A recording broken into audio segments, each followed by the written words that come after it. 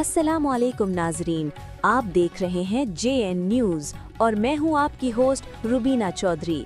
سب سے پہلے نظر ڈالتے ہیں آج کی اہم خبروں پر۔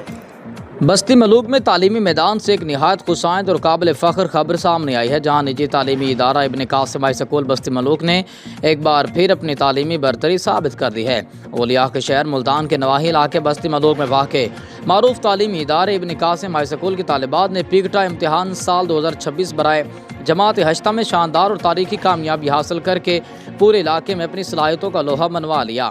اس سال کے رزلٹ میں نمایاں پوزیشن حاصل کرنے والوں میں امتصال احمد نے 339.5 نمبر حاصل کر کے علاقہ بھر میں پہلی پوزیشن اپنے نام کی، جبکہ عالیہ کوثر نے 336، فاطمہ مرسلین نے 335، عالیہ ممتاز نے 334 نمبر حاصل کر کے نمایاں کارکردگی دکھائی۔